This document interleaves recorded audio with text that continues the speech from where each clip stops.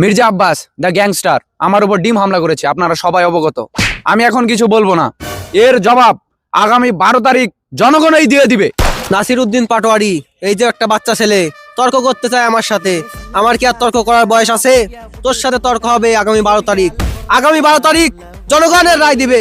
আগামী 12 তারিখ জনগণ ব্যালট পেপারের মাধ্যমে বুঝিয়ে দিবে কে সাচ্চা আর কে বাচ্চা, কে পশু আর কে নস্যু। না না না, এখন আমি এই বিষয়ে কোনো কথা বলতে চাই না। কথা বলবো আগামী 12 তারিখ। কে জান্নাতে যাবে আর কে জাহান্নামে যাবে তা জনগণই নির্ধারণ করবে আগামী 12 তারিখ। কে জনগণের নেতা আর কে পশুদের নেতা তা প্রমাণ হবে আগামী 12 তারিখ। স্যার, ওরা তো আমাদের সাথে গ্যাঞ্জাম করতে চাইতেছে, দেখে নেবো নাকি ওদের?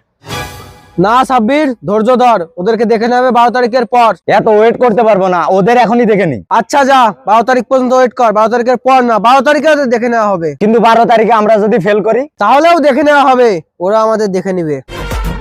তোদের সাথে খেলা হবে আগামী 12 তারিখ। আগামী 12 তারিখে 12 তারিখ 12 তারিখে দেখা হবে। যাও আগামী 12 তারিখ। আরে বিয়েটা একটু পিছিয়ে দাও না, 12 তারিখের পর দাও। 12 তারিখের আগে কিছু হবে না, যা হবে সব 12 তারিখের পর। কথা দিতেছি আগামী 12 তারিখের পর যত ঋণ আছে সব সুদে আসলে চুকিয়ে দেওয়া হবে। আরে কি আজব, আমার বউ প্রেগনেন্ট, এটা আমি জানবো না তো কে জানবে? আমার বউরে বলো যে 12 তারিখের পরে ডেলিভারি করাইতেছি।